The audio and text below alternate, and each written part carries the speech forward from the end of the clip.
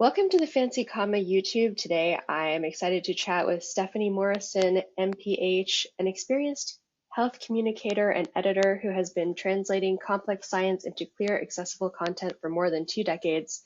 At the National Institutes of Health, she led several major health information programs, overseeing trusted resources that reach millions of people each year. She has recently begun freelancing and consulting to improve how the public understands health and medicine. Stephanie holds a Master of Public Health and Epidemiology from the University of Maryland, College Park, and a Bachelor of Science in Biology from the College of William and Mary. Her comments today represent her own experience and opinions, and not those of NIH or any other official entity. Welcome, Stephanie. I'm so excited to talk to you. So for over 20 years, which is longer than my career in science communication, by the way, you worked within different programs at the NIH, including the National Institute of Aging and the National Library of Medicine. You are part of the NIH Dogification/reduction in force, and at that time, you were working at the National Institute of Aging and had a very senior science communications position, leading a team of communicators.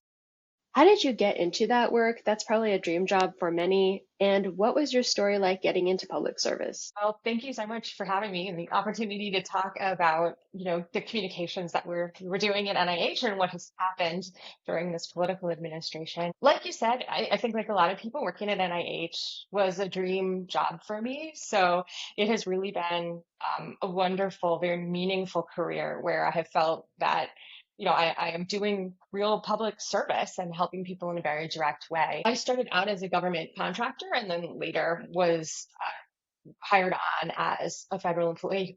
First project I worked on was a website called Genetics Home Reference, which provided information about rare and genetic diseases and genes and the genetic changes that happen for a public audience. And that's what made it unique, right? It was trying to explain this information in a way where, people who aren't, background in genetics or medicine would be able to understand it. I did that for many years. And then I moved on to another project called Medline Plus, which was at the National Library of Medicine. And Medline Plus is a very large, broad public information website covering topics like all different kinds of health topics, drugs, medical tests. Like it's just a very broad, very comprehensive site. After about 4 years doing that, I moved on to the National Institute on Aging, where I was the branch chief for health communications. We put together educational materials, both online and in print, for older adults and their caregivers. So how to age well, how to age in a healthy way, and then, information about Alzheimer's disease and other diseases of aging. So I feel like I've had so many opportunities to reach people in different ways, to do different kinds of communications. I've enjoyed very, very much working for the federal government and at NIH in particular. Well, I feel like I should thank you for your service to the federal government because I have definitely checked Medline a lot. I feel like it used to have something with PubMed where like sometimes you'd go to PubMed and it would send you to Medline. So maybe I was reading some of your work there. So what are some of your accomplishments? What are some of your accomplishments that you have achieved in the course of your 20 plus years as a science communicator? That's a great question. I love it. In addition to, as I mentioned, being able to feel very connected and feel like I'm helping people very directly. I think another accomplishment, particularly as I've gone on in my career, has been the opportunity to build teams of communicators, to help people work together, to build their skills, to mentor, interns and younger professionals as they've come up, to really help guide sort of the incoming generation of science communicators. I feel like that's been a huge accomplishment, and I hope they're able to take that skills and experience with them wherever they're off to next. That is one silver lining to the mass layoffs at NIH, that those people still exist in the world and are going to take their expertise to like industry, nonprofits, education, maybe running for office. So maybe back to the government. Your firing was part of a larger firing en masse of NIH employees on July 14th, and it started on April 1st. And in the interim time, there was all these Supreme Court cases like, should people be fired? Should they not be fired? And then eventually the Supreme Court sided with the reduction in force of the administration of HHS, which that's what RIF stands for in case I didn't say. When did you realize your job was on the chopping block? Well, I think in retrospect, there were clues, many clues that had been coming for a long time, really back into the first Trump administration. That was during the pandemic, right? During COVID. And they really started to have much more central control over the messaging, over what the communicators could say, how they could say it. But certainly during this current administration, that has all gone into hyperdrive. Starting the day, January 20th, the day that President Trump was inaugurated, he, you'll recall, had this flurry of executive orders of all different kinds of things. And one of the things that happened right away is that all communications were paused for HHS for several weeks. So we were not able to connect externally to anybody literally for weeks. So that's media relations, that's press releases, that's updating the website or putting out materials. Nothing at all. And we were very concerned at this sort of open-ended block on communication. So that was a first huge clue that something really big and meaningful was happening. Another thing that got a lot of news was that Russell Vought, who is the director of OMB, the Office of Management and Budget, had said right off the bat that he was out to traumatize federal workers, that he wanted to put them into trauma, that he wanted to make sure that they were seen as villains and that they wouldn't want to come to work, so they would quit, right? So he really said the quiet part out loud, right? That this was the aim.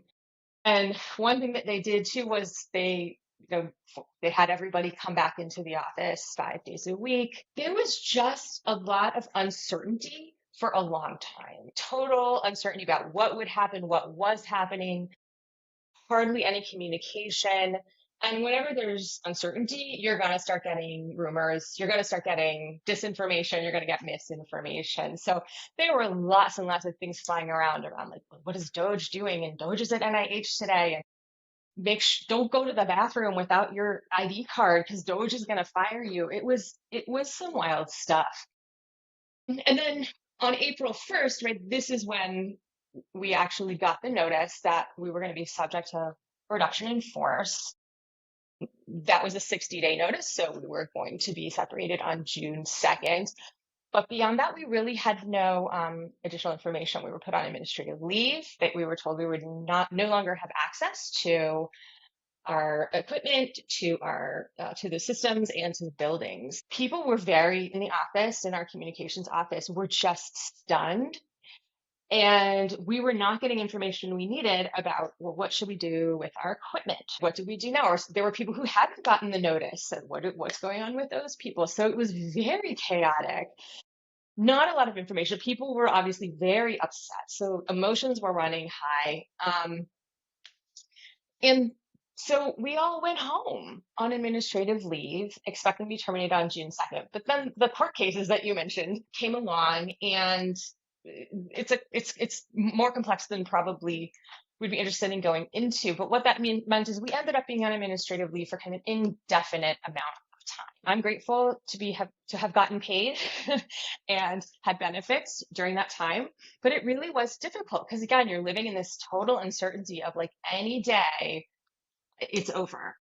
And so that day came on July 14th, where the Supreme Court ruled that the reductions in force could move ahead, while the legality of that process was still being adjudicated in the courts, right? So they weren't ruling on the merits, they were just ruling on kind of the logistics, and they said, you guys can move forward while we decide whether or not it's legal. And so the government, and particularly HHS, I think very quickly after that moved forward with all the reductions in force. We got notice on July 14th, just after 5 p.m., saying that, in fact, July 14th was our last day, and that we were terminated as of the end of that day.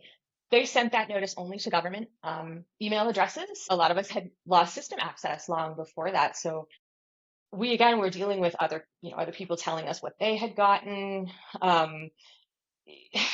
It's like, wow, you're fired, but we're not actually going to tell you that. You have to figure it out. I have to though say that our executive officer team has been amazing in trying to get this information to us, for us, to let us know. But I think chaos really has been the through line here. And it's still not over. I mentioned that the Supreme Court hadn't ruled on the merits of the case. That's still in the appellate courts. And so we don't know ultimately whether this is going to be ruled that reductions in force that were carried out like this was legal. So yeah, we wait and see still what will ultimately become of this. But for now, what that means is for me and for lots and lots of other communicators, hundreds at NIH, we have been terminated, and the NIH does not get to benefit from those people's expertise and services anymore. What you just described really does sound like pure chaos.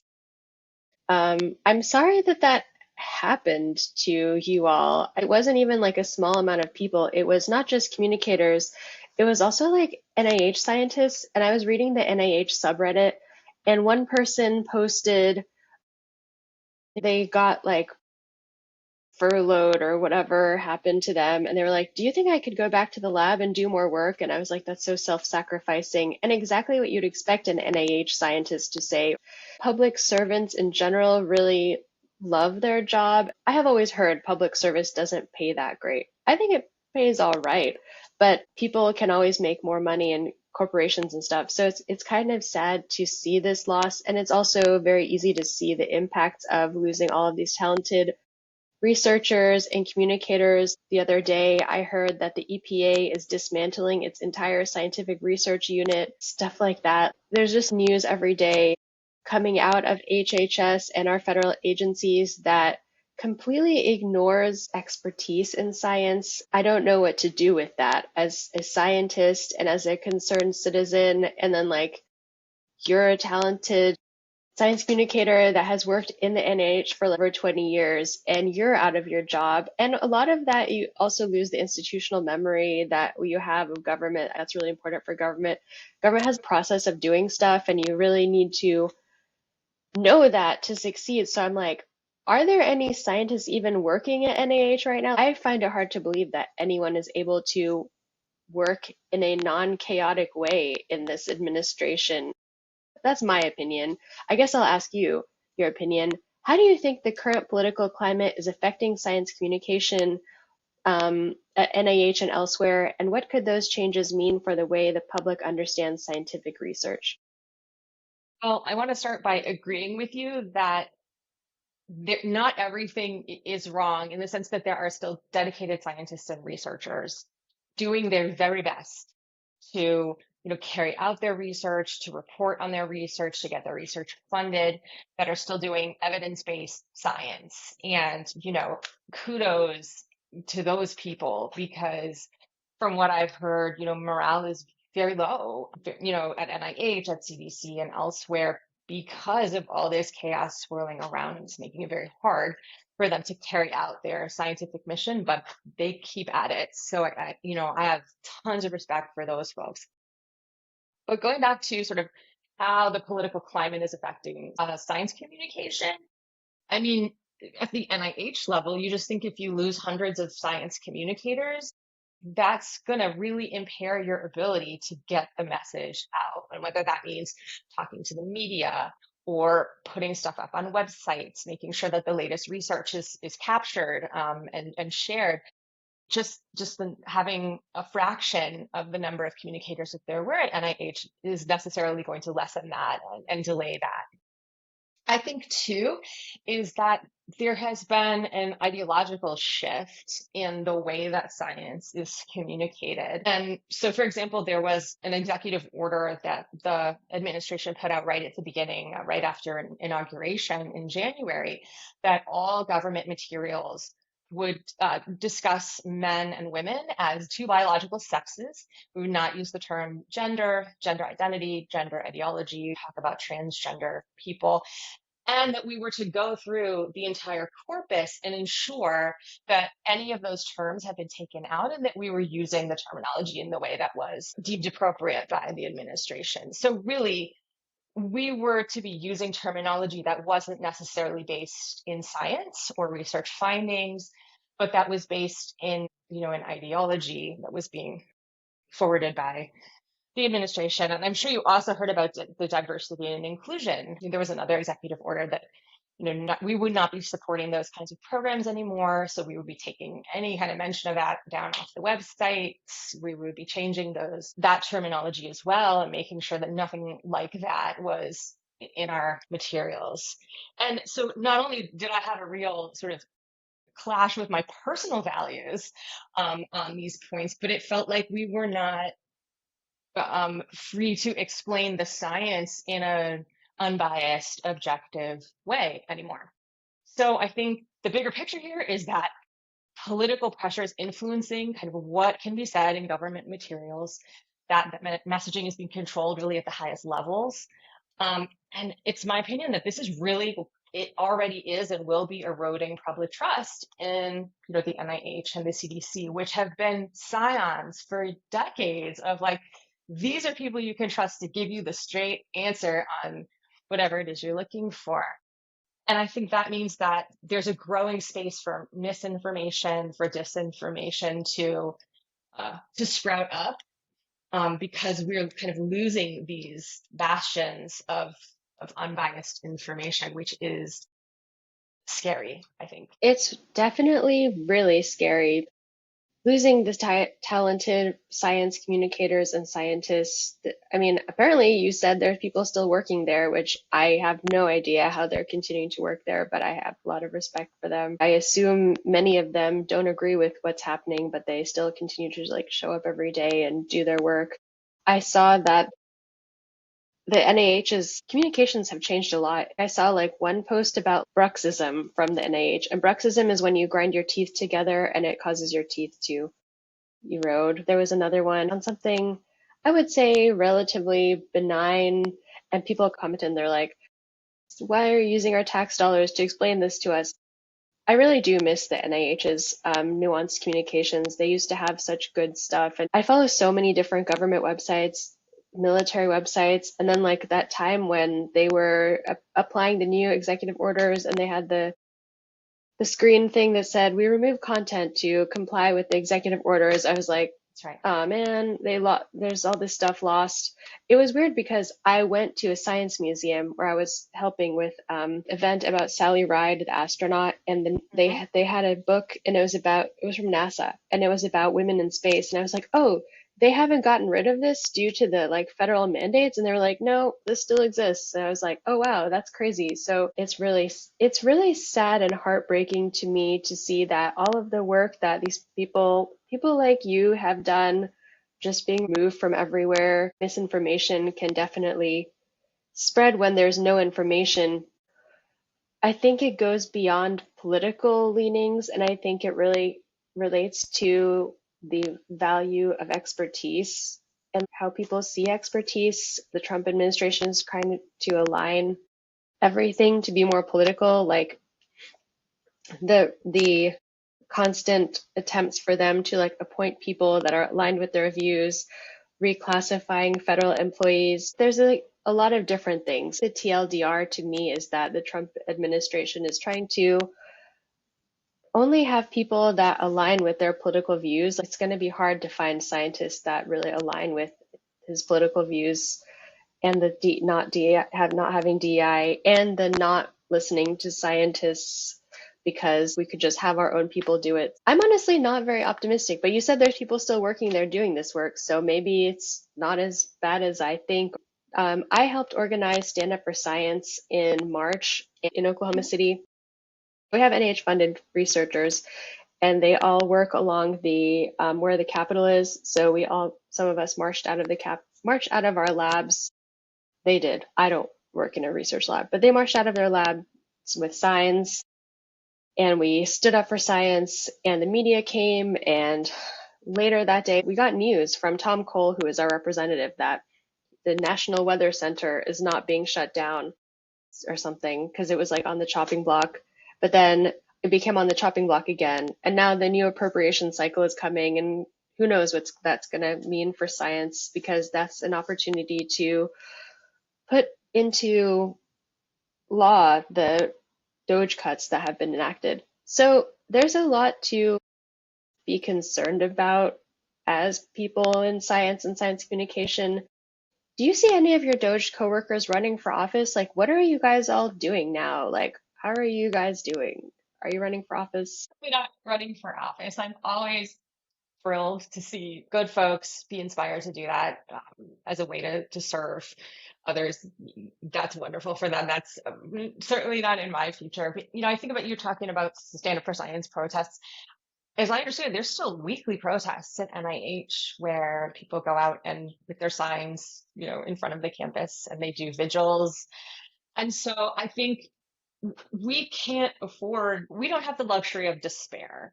We have to stay optimistic. We have to stay hopeful so we can continue to fight for, to fight for science and to fight for objective reality and the ability to carry these things out. And this is sort of not the moment to be like, well, we're done, we've lost, we're done. So I think people are speaking out in a lot of different ways. They're protesting. I hope some folks will be running for office. And, a lot of people are either taking their career in a bit of a different direction, like me, sort of doing more in the freelancing consulting. They're moving into private industry, working for nonprofit organizations and foundations and this kind of thing. And some people are doing completely different things now. They're taking something that maybe was a side hustle for them or their lifetime dream. There's one amazing woman who has started a business doing self-defense for women, and teaches courses in that. There's another who has gone full time with her bakery business. While this is very unfortunate, this has upended the lives of a lot of people. It is heartening to see people already kind of picking themselves back up and saying, all right, what's next for me? What am I going to do next? And I'm working on that too. And of course, you guys are all going to vote in the next election. I honestly feel that someone that has lost their job, especially in science in this administration, is more likely to organize for a different candidate almost or something. If I got fired from the Trump administration, I wouldn't be a vocal supporter of the Trump administration, I feel like, but that's just because I would get angry if I was fired. That's why I don't think I could even tolerate what has gone on with federal workers. That's really amazing to me that you're so optimistic because I'm not as optimistic. And I also have been watching everything and I'm like, oh, that's so problematic. That's so bad. Like, why are they firing these people? And then I'm like, it's just going to keep happening. But then I talk to you, you're like really optimistic. So then maybe I should be more optimistic and keep talking about why it's important to have science communicators, because it was already a problem before all of this with Doge that people didn't understand what science communication is or why we even need it. Because like, can't scientists do that? But then scientists are like, we don't have time, we're doing science. But being a science communicator is a real job. And for a while, the government was one of the best places where you could do science communication. But now things have changed a bit. So I wonder where the science communication dream jobs will be now. I mean, I personally know so many people that work in government, and I don't know if they still work there. Many of them were doing science communication. I think some of them are still there, and I don't know how they're doing it. But it's good to be optimistic and persevere and continue with the work that we're doing and reminding people that science communication is important. It can be a complete career path and it really can save lives. So is there anything else you'd like to talk about that we haven't discussed? Well, thank you for that. I feel like that science communicators, even now, still have this unique opportunity to help combat misinformation. And I know it seems like long odds sometimes, and it seems like we are fighting an uphill battle. And I wish I knew how we could fix this. I do think we're creating this gap where authoritative information is still going to be needed. And I'm interested to see what kind of entities are going to step up to fill that information gap. Maybe it's going to be academic medical centers and nonprofit organizations, and kind of how they're going to evolve to sort of fill in where right now, at least NIH and CDC and other entities are not able to do that. I think also right now, like, this is an opportunity for science communicators to help people really understand how to evaluate the stuff that they read, right? So, we can help people ask the questions of like, well, who put this together? And when did they put it together? And were scientists involved in putting this together? And who paid for this? Does it feel balanced and unbiased? Is it corroborated elsewhere? So teaching people how to ask those kinds of questions so they can assess for themselves and understand for themselves, like I can trust this or I can't trust this. We can send people to, credible sources of information. There are already websites now with lists of like, hey, don't want to go to NIH anymore, try these. Of other folks that are putting out, really high quality health and science information. And I think as communicators, we can continue to sound the alarm, right? We can continue to call out, ideologically based communication and biased information when we find it.